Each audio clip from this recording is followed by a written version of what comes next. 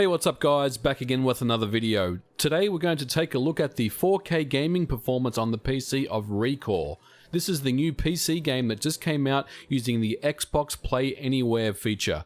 Although Killer Instinct and Quantum Break have been out for some time, ReCore is the first game officially kicking off the Xbox Play Anywhere, which allows gamers to buy a copy, own it for both the Xbox console and PC, and seamlessly bring save games, any DLC, and achievements with you between both systems. And I think it's fair to say that Microsoft has been off to a shaky start with past Universal Window platform titles having many issues such as poor DX12 performance, no SLI scaling, no overlay support, no G-Sync support, amongst other things. And as you may recall, at this year's E3 they announced games for Xbox Play Anywhere including ReCore, Forza Horizon 3, and of course Gears of War 4. Now onto the 4K PC performance of ReCore. Before we jump into the performance, I first wanted to take a look at the graphics options and talk about how we benchmark this game.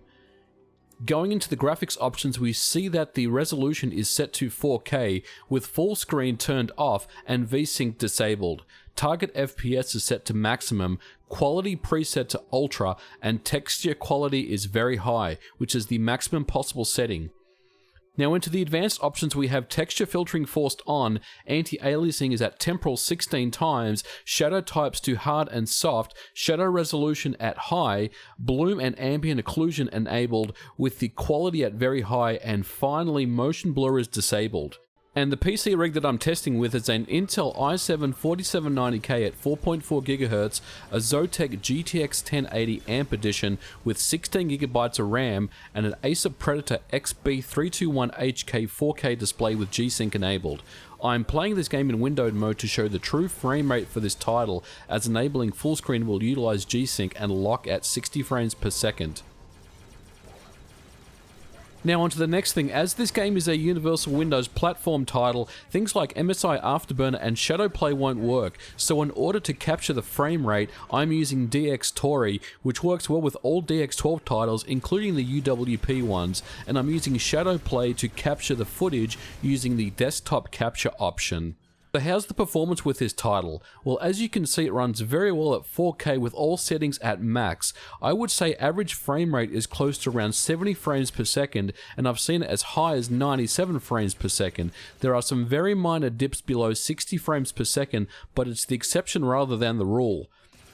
And as you're watching this footage, you will notice there's sometimes a very slight stutter in performance, and for some reason this seems to be a bug that I hope gets fixed in a patch. There doesn't seem to be any rhyme or reason for it, and I thought maybe it had to do with the shadowplay software that I was running that was trying to write to the hard drive while the game was playing, but unfortunately that wasn't the case. So I do hope they fix the minor stuttering in the gameplay, which I don't think is a big deal, but it's something that's very noticeable.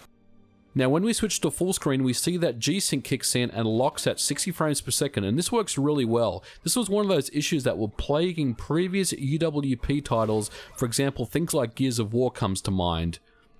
Microsoft have certainly listened to their customers, and I'm happy to report the PC port of ReCore is very good. For $39.99 it's a great price, and although it's receiving mixed reviews, I'm enjoying it. It's fun to play. Definitely check it out if you want to support some new IP as well. Well guys, I hope you enjoyed this video. Leave a comment below if you have any questions about ReCore, the 4K performance, my setup, or anything else, and I'll do my best to respond. And as always, if you like this video, don't forget to give me a thumbs up and subscribe to my channel.